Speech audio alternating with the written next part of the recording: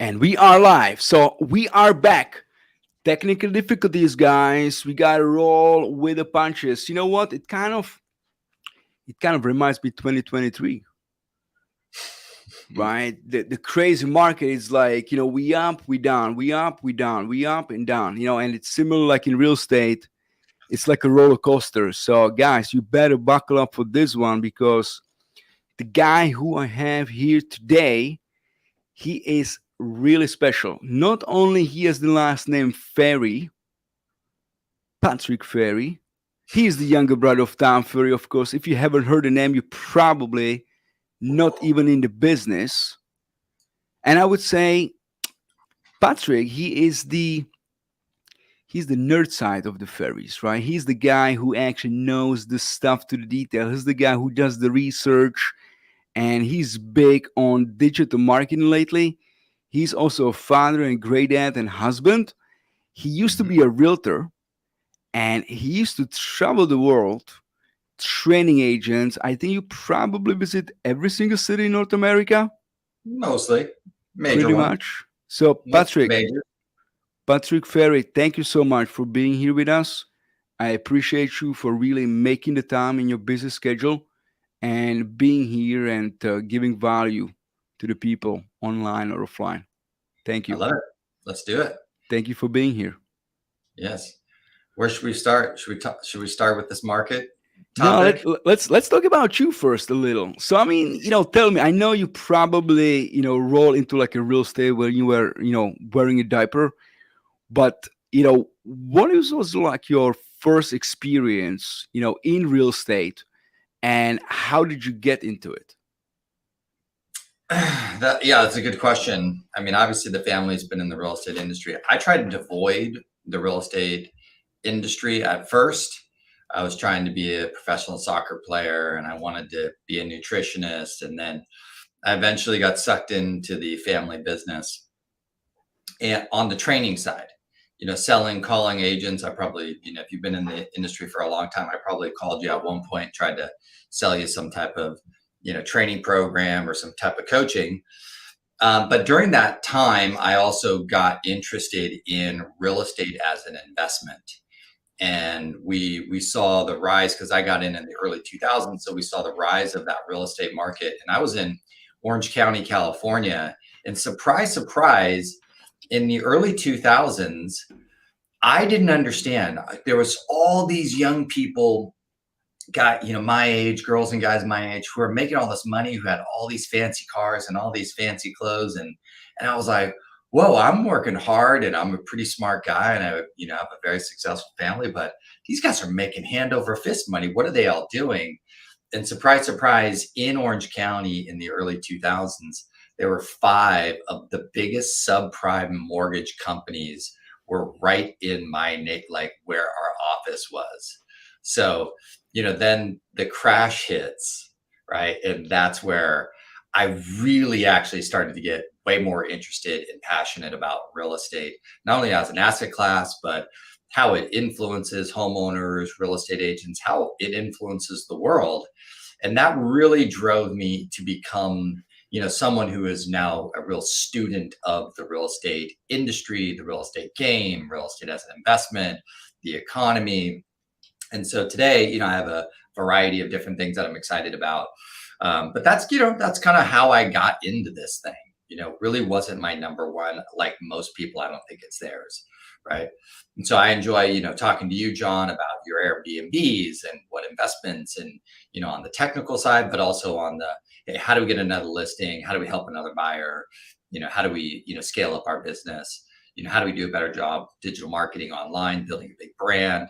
These are all the fun things that I get to spend time on every single day. So it's pretty cool. I love it. I love it, man. Yeah, I mean, probably most people don't know, but I've been blessed to be coached by you for some time. So we definitely had a lot of Yeah. really good conversations, Yes, we about the did. market and the real estate and also Mhm. digital marketing. I know you're big on that, but before we kind of jump into that, I'm just curious. You've been around the block for a while, Mhm. and you've 20 years. seen, you experience, firsthand. You just didn't read it out of the publication, from Newsday or New York Times that the market crashed, but you did experience on your own as well. Now, do you see what are some of the similarities and what's going on right now, what has been going on for the past few years, pretty much since COVID, and what's been happening back in '06, '08? Yeah, so this is a good question, and I'm gonna. I was just listening to a Bloomberg interview with the guy's name's Nori. He's a global economist, and it was fascinating to listening to that kind of 20 to 30 minute thing. And one of the things that he said, actually, I take that back. It wasn't him. It was I listened to a Bloomberg podcast with Odd Lots and the guy from who was the king of bonds. Um, I forget what his name is, but he was the king of bonds, and he was talking about that, bonds, mortgage industry, mortgage loans that have changed so dramatically. Like the industry's changed so dramatically from early, 90s to the early 2000s to where we are today, that we're more in a more of a global economy. And so some of our older thoughts about economics, like let's just take one example, right? Everybody at the end of 2019, some of you guys may remember this, some of you guys don't, but everybody kept saying, hey, the real estate market turns every 7 to 10 years. Therefore, we're due for a correction in the real estate market. That was, if we went back to, early 2000s and the early 1990s, 1980s, that was probably very accurate. But in 2019, what happened? Instead of, we saw a price increase trend, and then it went actually skyrocketing up. Well, how do people make sense of that on the economics level? And is it similar to 2006 or one of those corrections? And the answer is no. And what's fun, and again, what I want to invite real estate agents into, I was having this conversation with two of my coaching clients this morning, is, hey, it's really fun to become a new student of the housing market. Become a student of what are those economic factors at the national level that would potentially have a positive or negative effect on our local market. I think that's quite fun to learn those things and to pay attention. Now, between you and I, John, you and I both know that those real estate agents who have strong confidence with their understanding and the direction of their real estate market have a higher propensity to do great real estate investments and build wealth themselves. So if it's not for your own selfish wealth building gains, right, then you can pass that confidence and that information back to your clients and your consumers, and then your clients and consumers see you as more of an expert above the average agent in the marketplace, i.e., you get more business, more referrals, and you're also building wealth for yourself. Like, hello, this is such a cool opportunity that I just think a lot of agents are so, how do I get the next sale? How do I get the next buyer? Should I, shouldn't I, do another video post? Shouldn't I get an assistant? It's like, I really want, for me, and this is where, John and I had so many conversations really at the high level. What is John's vision for his business, for joining Real? How is he going to grow his Airbnb business? So I just want to invite more of you guys into, yes, let's talk about how you can, generate more listings and help more buyers today, grow your income. But let's also have a stronger conversation about, 4 or 5 years from today, what are we building, and how are we going to transform not only your lives, but the lives of your customers, and also maybe your future generations with some of the real estate decisions that you make today. I think that's a very exciting conversation, as opposed to, Patrick, what should I do to get another listing appointment? Which, let's talk about that today. Yeah, and I mean, why do you think, Patrick, a lot of people they just so short-sighted versus really, playing it big, long term, and just being patient, right? And playing the game and having that vision also, I think, and confidence and belief in themselves that, hey, look, if I put in the work over time and I make these smart investments, it's gonna pay off big time, not only for me, but for my future generations as well. Why do you think that is? Yeah, I think it takes a lot of work and it takes a lot of good.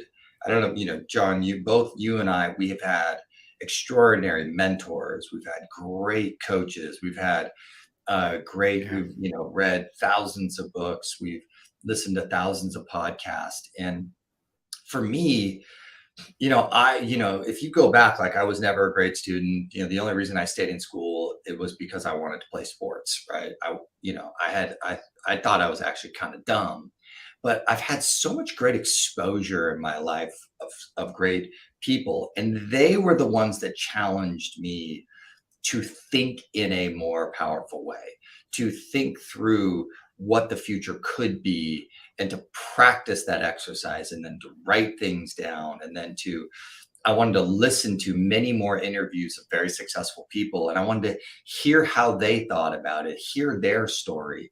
And I'm so grateful for being a fairy because I've met thousands of agents who their circumstances from where they came from in their lives to where they are today their circumstances were 1,000 times more difficult than mine.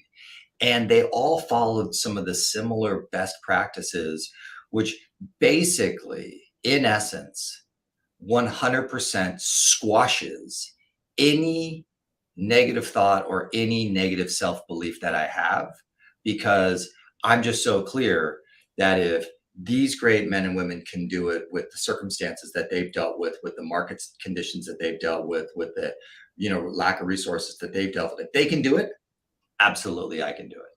And so I think a lot of people their lack of exposure, right? Lack of reading biographies, listening to podcasts, going to the training events, their lack of limited exposure is just what's causing them the inability to be able to see beyond, kind of the day-to-day of, hey, I need to get another buyer on a contract. I need to get another listing appointment. I need to make another phone call. I need to do this. I need to respond to this escrow. And they just get in the hamster wheel and they never end up taking a break, sitting back and looking at the bigger picture. Yeah. Right. And so, that is the purpose of going to an event like the Success Summit, right? I've told you that I told all my clients this. I'm like, look, I don't care if you guys learn anything new if you go to a big event. I don't want to hear it. You're there to spend time thinking and dreaming about your business. You're there to go meet other great agents or to see examples of other great agents to confirm that you're on the right path and or to be able to learn some techniques to speed the path up. And then to expand my peer relationships of other great agents outside of my marketplace that I can build great relationships, right? Building a great relationship with John, right, is improve the quality of both of our lives, right? And then our network, then we have more great relationships. So when someone says to me, I don't know why you go to these events after 20 years, it's like, I go there to work on my business and my future and my vision.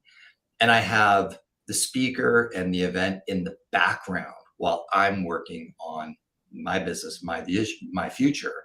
And it's kind of such a shame that people go to these events and they're like, the speaker wasn't any good. The content wasn't any good. And I didn't learn anything new. I'm like, really? Or I heard it before, but never applied it.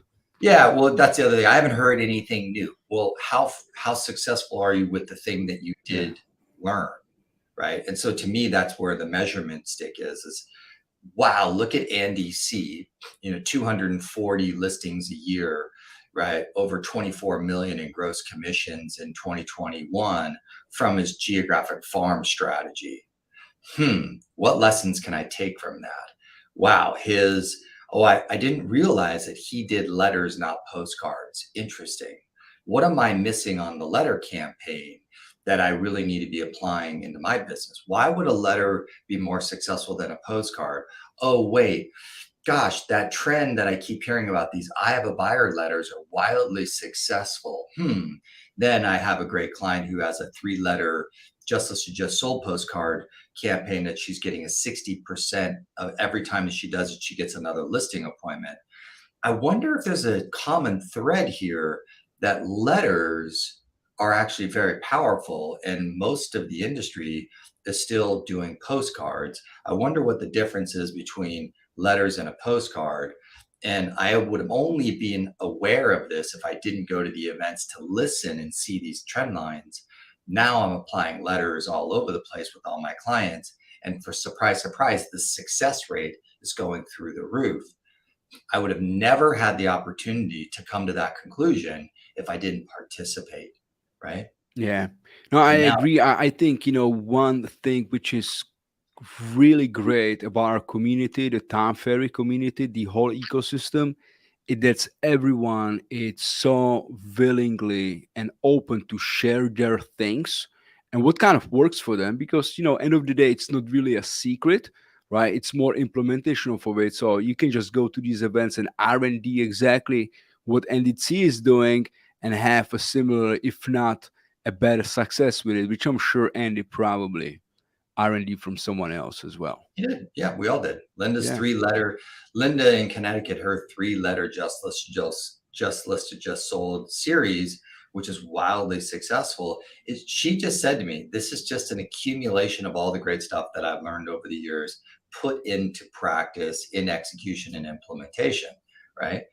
But again, so Now let's simplify, go. Patrick. What So I else? know, back in '08, back in '06, right, when we used to sell real estate, I think it was easier from a perspective where there were just a few ways of us to really generate a business, right? It was the yellow pages, Newsday publication, right? Door knocking, Yeah. and then Craigslist scam, a few years later. But right now, with so many options, really, for the agents to kind of work with, you got the AI, you get the Instagram, you get the social media, YouTube, Google, experts, Facebook. There's just so many options. So if we can narrow it down for the agents, what would you say it's really the top three most agents should pay attention to scale their business, let's say going from 10 transactions to 30 transactions? Yeah. Okay. I think the one understated platform, and John and I talked about this ad nauseum, is YouTube versus social media, right? And so it's worth outlining. The reason why I think YouTube is really the most underrated platform in the real estate industry is a couple of reasons. Number one is it's harder. It's actually harder to create good quality long form Mm-hmm. content than it is short form kind of educational poppy simple stuff, right? Why is that good, Patrick? Though, What's that? why is it good? Because it's going to deteriorate a lot of agents from actually doing it, right? It's Yeah. hard to do the YouTube videos. Yeah. Give me something easier. Yeah, I understand that. And so I just want to make sure that everybody understands that this is the game to be in. So one of the coaching clients I was on with this morning, Jamie down in Houston, very, very successful. She has a videographer. She does a ton of short kind of video stuff on Instagram and Facebook. And she does, maybe 10 transactions from some of her content that she does there. Right.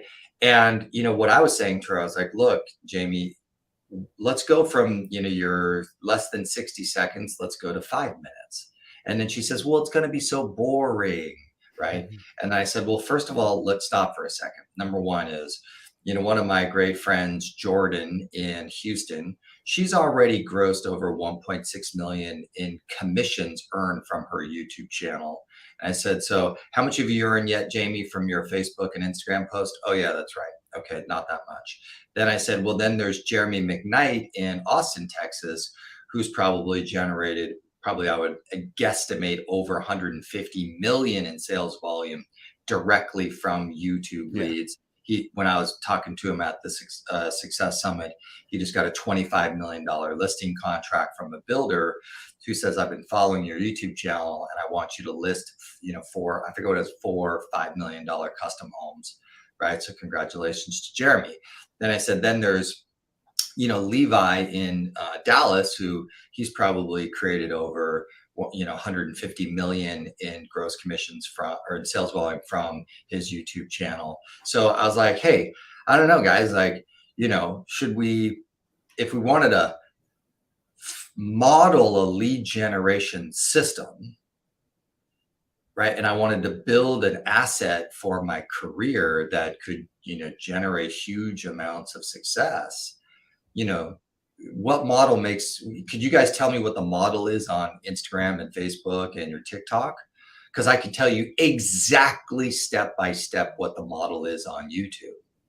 Like exactly step by step. Levi wrote a book on it. Malcolm Lawson with Reel has written a book on it, has a training program. You guys have so many examples within Reel of people who are wildly successful just following the step-by-step process with YouTube. Now, could someone please tell me what the step-by-step process is on Facebook, Instagram, and TikTok? Because if you can, great, I'll teach it because I'd like to learn it. But I don't know about you guys, but I spent the last 7 years wasting a lot of my time, effort, and energy trying to get good at it. But YouTube is just straightforward. Follow the process, do the work, and you will be rewarded, right? So that's in terms of a modern lead generation system. I just want to point to that everybody needs to get on that train and get after it. And, I was talking about this in 2020, right? Early on when there was very low competition. Now there's more competition. So I just want you guys to understand there's still less competition than there is on Facebook and Instagram.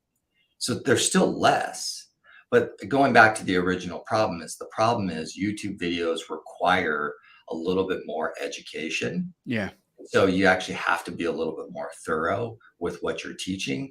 And that's good. Why would we not want to embrace that? I got to get a little bit better with explaining my thoughts, my insights, explaining my market in a little bit more of a long form way. That is a good skill for us all to gain.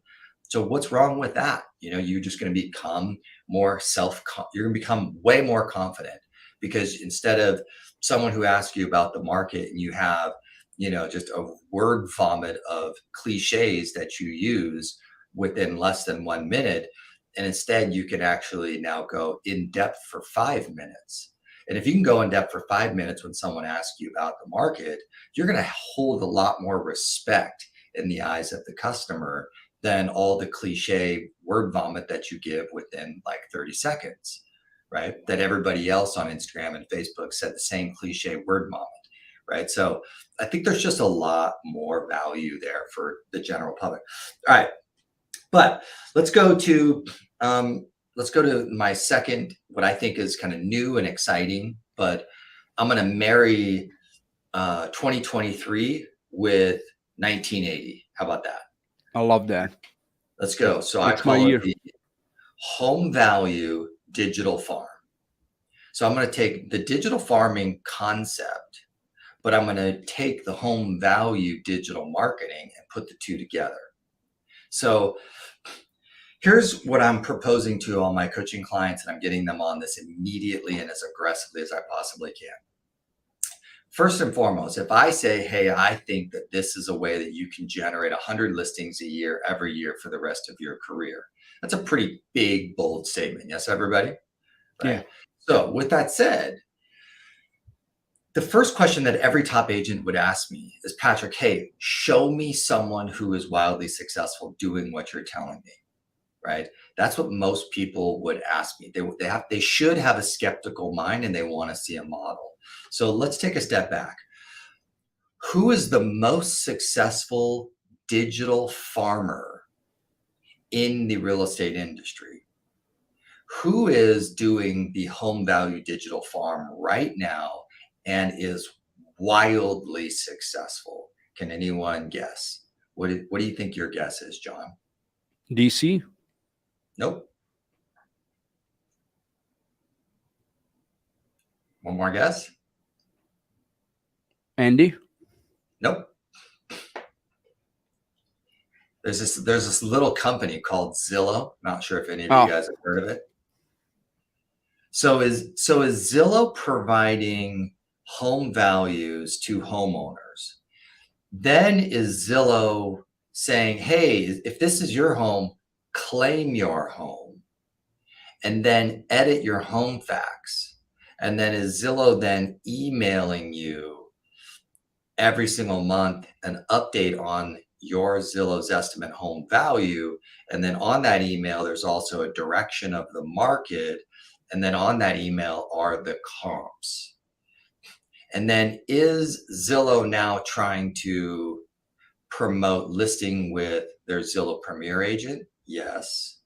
Is Zillow did they create a partnership with Open Door? Yes. So they're offering a cash offer. So who's the most successful home value digital farmer? Zillow.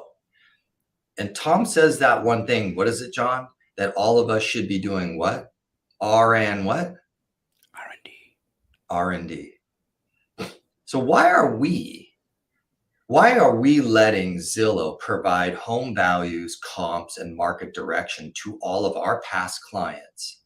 And now they're marketing their Zillow Premier agent to list their home. They're marketing Open Door to get a cash offer to all of our past clients in our communities right now.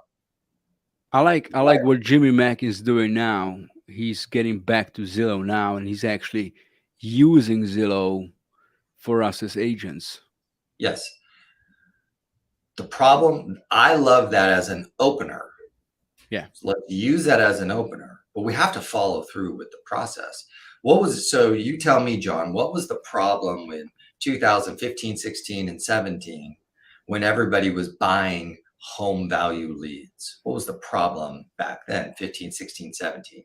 Everybody ran Facebook ads. There was probably 20 companies that was telling all of you guys agents that they'll get you seller leads. And all they were doing was running home value lead ads.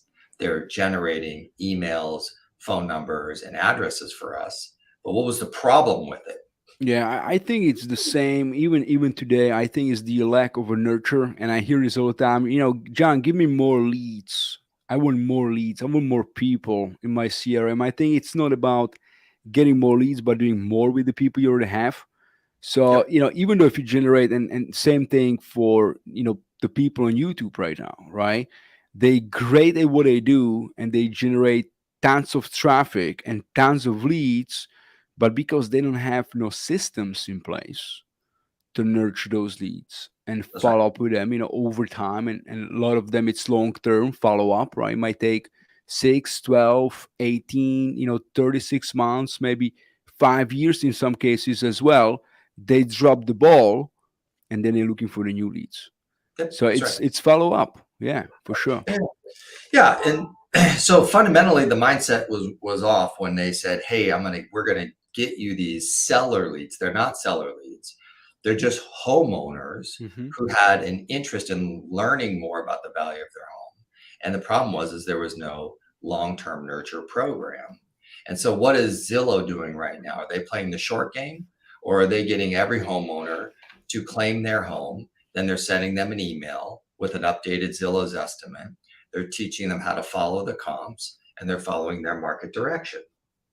And so they can nurture every single homeowner in the United States at a very low cost, and then market to them and earn the trust, earn the opportunity to get the business, right? So the game is in 2023, this game is not a game of, hey, let's go do, the Jimmy Mackin Zillow's estimate text message email script to do someone some comps. That's not what I want to do. I want to use the Jimmy Mackin script to get a conversation going about home value.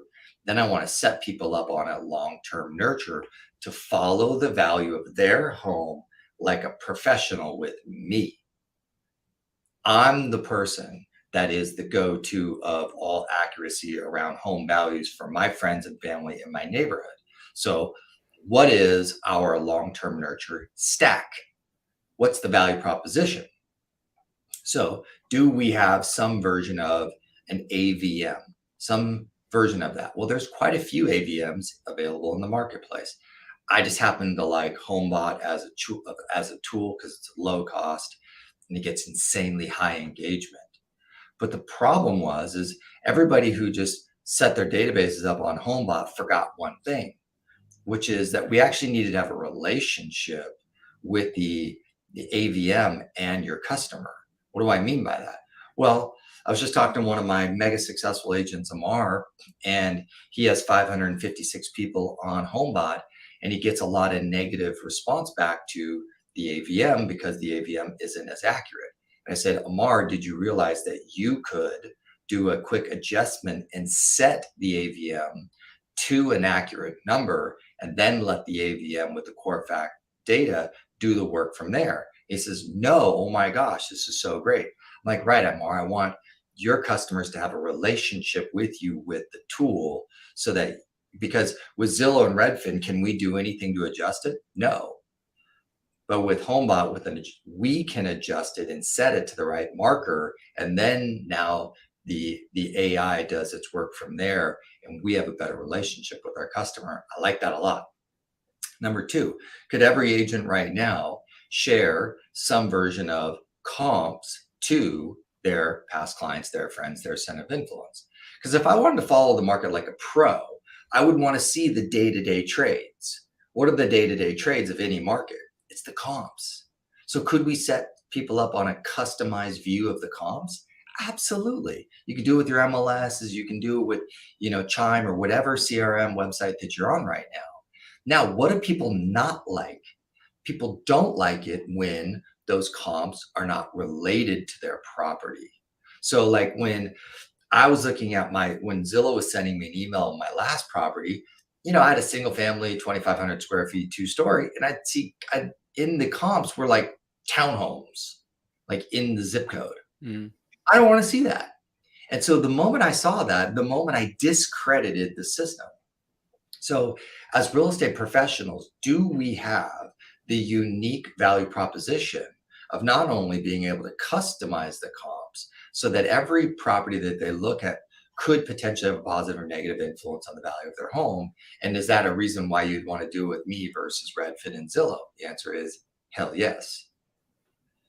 Last thing, if you want to follow any market, anything, any asset like a pro, you'd want to be getting some education about what's going on with the economic influencers that would have a positive or negative influence of the asset.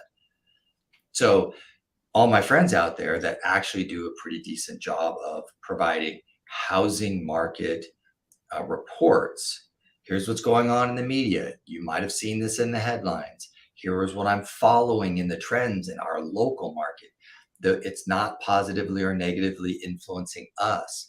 Stay tuned. I'll cover this on the next episode.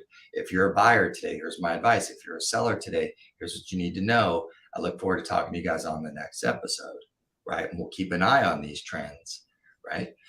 So, or KCM just released their local data, and they did a local data versus national data. I haven't really looked at it too closely yet, but for those of us that just kind of need some type of automated, high quality local data resource to share that off with our community, that's amazing. So now let's take a look at this, John. Between these three sources, do we have a unique selling proposition to every single homeowner in our community to be able to follow the value of their home like a pro with us better than anything else in the marketplace? What's the answer? 100%. Yes. And now do we have a long-term nurture campaign that actually is high quality branding back to me? Absolutely yes. So let's take a look at the numbers. Even when, Tom was working with Chris Morrison back in the day when they were running that geographic farm company, they sold it to Chime and Chime took it over. So they're selling home value leads, right? Even after Tom and the team looked at every lead that they ever generated for all the agent community, and at the end of the year, they did a measurement, what percentage of the total number of leads traded within a 12-month window of time? And the answer was 3%. We know right now across the United States in this marketplace, the conservative turnover rate of any 1,000 homes is probably close to 3%. So let's reverse engineer the numbers, right? If I said to you, I want to help you build a plan to be able to sell 100 homes a year, 100 listings a year with digital farming, how many homeowners would have to say yes to your unique value proposition? Well, quick math. At 7,000 times 3%, that's 210 listings sold per year within the 7. I'm assuming that if you do a good job with your video, do a good job with customization and don't screw it up, that at least maybe 50% of them would give you an opportunity to talk to them about selling their home. So 50% of the 210, that's 105. So I'm assuming that, we could probably get at least 100 of those 105 listings, right? And worst case scenario, what if you only got 25% and you got 50 sales from listings from the 210? Incredible. Now, how much does it cost us, John, to have 7,000 people on a HomeBot or an email list or a KCM receiving our housing market video content? How much does it cost us on a monthly basis to be able to maintain that level of digital marketing, geo-farming? I mean, the subscription, what is it? $20, $50, maybe 100. I think the question is, having the staff and the power to kind of do those CMAs on the go and, making the searches. Even if you get a virtual assistant, part-time virtual assistant for a few $100 a month, you can pretty much put everything on an autopilot for less than $1,000 a month. Easy, for sure. Yeah. 100%. Right. So again, I married, 1980 farming with 2023 digital marketing. We looked at who's the most successful, home value digital farmer in the world. And are they generating any business right now? What's the answer? Hell yes. So let's R&D and let's protect not only ourselves, but our customers from that. Now let's take a look at that Jimmy Mackin strategy. So I was having a lot of conversation today about the 100-day challenge with Tom Ferry. So a lot of people are doing that. Hey, Zillow's estimate says your property is worth blank. I know my opinion. What's yours, right? And so that message is, whether or not that's a text message or whether or not it's a video or whether or not it's a screenshot or whether or not that's an email, it's generating a lot of engagement back. So that's a good engagement. But what I started to think about today was, okay, if you're a real estate agent and you did this with 100 of your great past clients or did 100 of your great friends, and you started to notice, wow, on average, the Zillow's estimate is about blank percentage off for my 100 observations with my community, that would be a really interesting video for all of us to do. That would be a really cool email to send out to your database to say, would you like to explore what accuracy looks like? I just did this 100 times and the ratio is off by this percentage. I would love to talk to you a little bit more about how to have more accuracy with the value of your home, right? So let's leverage this. I'm not sure most people don't know, but there's probably about, I think it was like 6,000 to 7,000 people every single month go to Google and type in one question: how accurate is Zillow's estimate? 6,000 to 7,000 people a month. It's nationwide, right? Nationwide. Okay. When I went and did some research on how many people are going to Google trying to learn more about the value of their home, the total number of people between April of 2023, that month, there's 343,000 people typed into Google some version of a question about how to learn more about the value of their home. 343,000 people did it in 1 month. How many videos on YouTube about that? Well, right. So just, big shout out to our friend Malcolm Lawson. Malcolm Lawson was one of the first guys to ever do I saw a video about how to sell a house on on Google and on YouTube. And, if we go look today, he's probably got 150,000 views, right? Just from one video, right? I mean, he did spend the time though, like researching and putting it out together, but it stays there forever, the video. Yeah. Now, I just want to switch gears over here because I know we're running out of time. Now, is email dead or is it back? Email is never dead. Email is always the foundation of any digital marketing strategy of every single one of the most powerful businesses in the world, gurus in the world, entrepreneurs in the world, software as a service business. Email is always the foundation. The problem I have with real estate agents is A, they don't think that way, and B, they violate all the rules. What are all the rules? Don't send stupid stuff. What are the rules? Treat people with respect and honor via your email. Those are the rules. These are the rules from 1990 to early 2000 to 2010. The problem was real estate agents don't see it that way. So most real estate agents who violate all the rules have terrible experiences with email. The agents out there that do a good job with email newsletters, with high quality email content, they're all going, wow, I get 30, 40% open rates. I get great responses back from all the emails that I send. And so I just gotta remind agents that in real digital marketing, email is the most important asset that you have as an entrepreneur or as a business owner with a digital platform, right? So we got to treat it with way more respect, right? And I also think, Patrick, I don't know if you agree with me on this or not, but I think the way the customer wants to receive that email for it to be effective, it has drastically changed what it used to be in the past. Mm-hmm. Yeah. So I'll just quote one of the most successful digital marketing experts in the industry. So Neil Patel.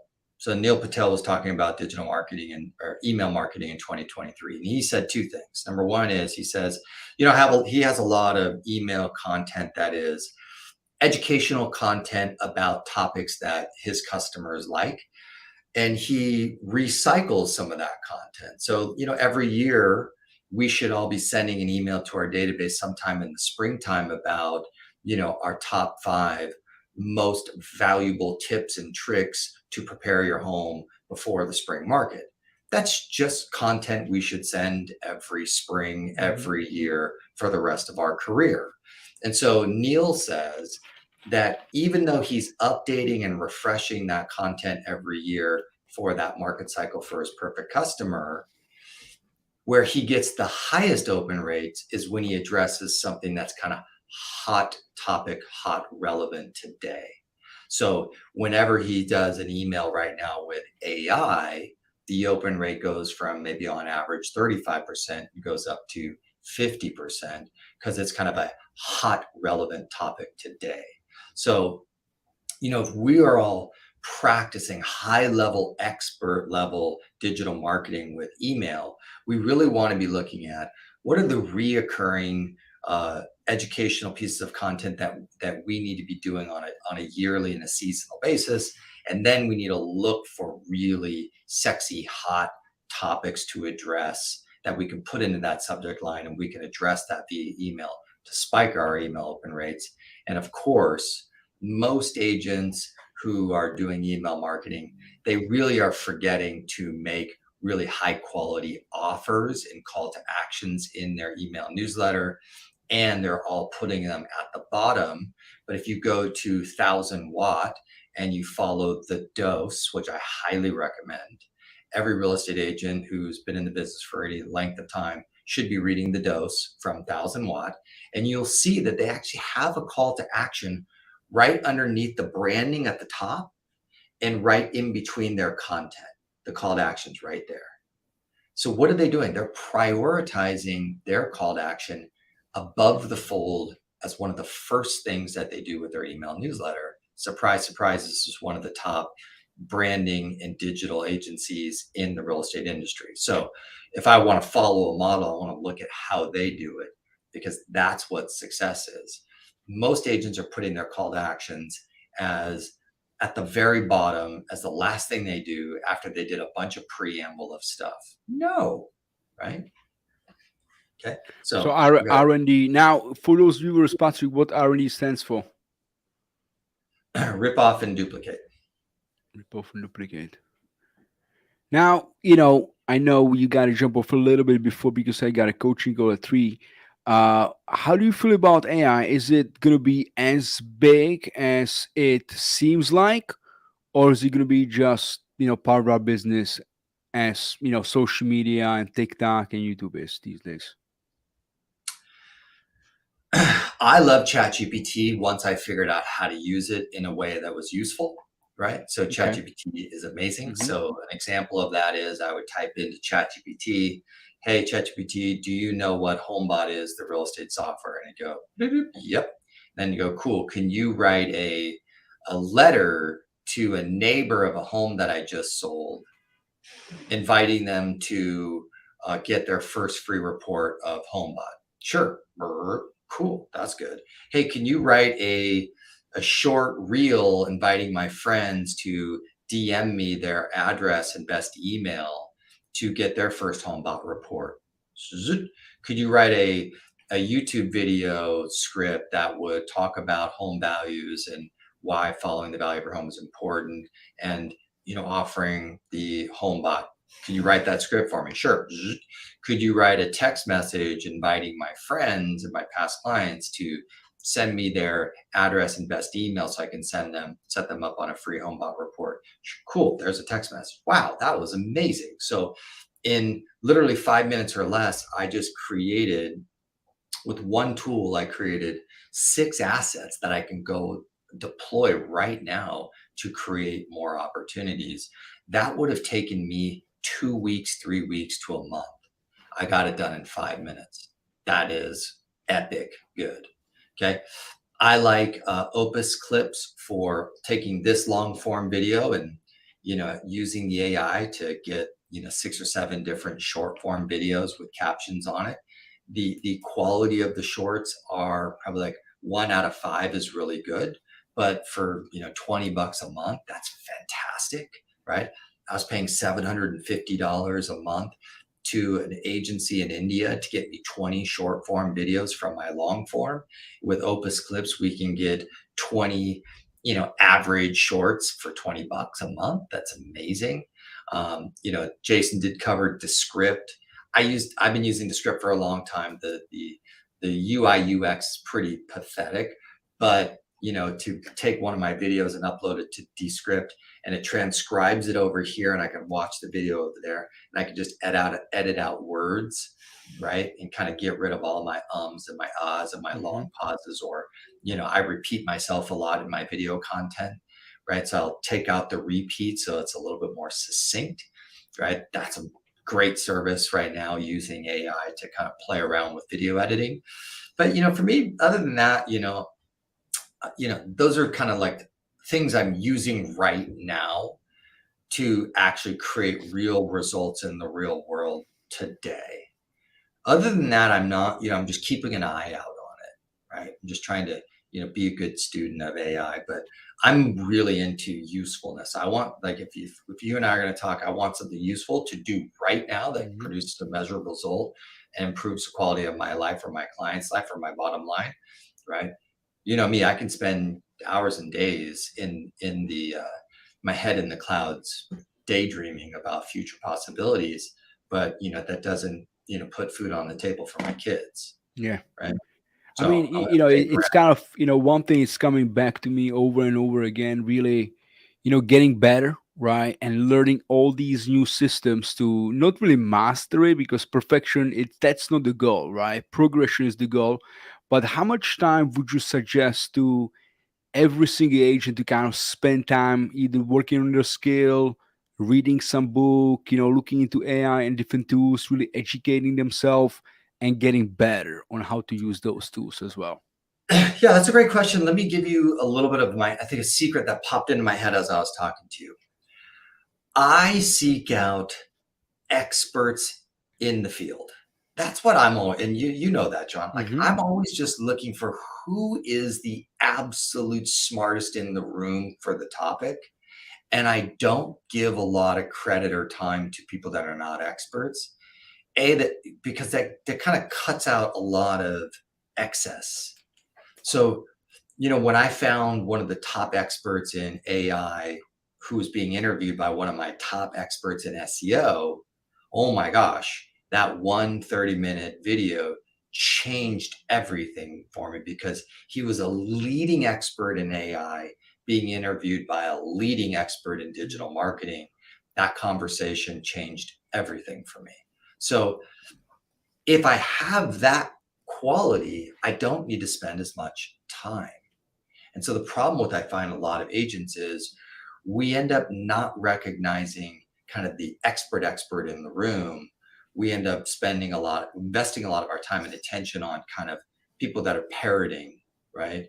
Just kind of, and then generalizing and so we want to guard our time more, find better mentors and leaders that we can model, and then that way we'll get a better return on that investment of time.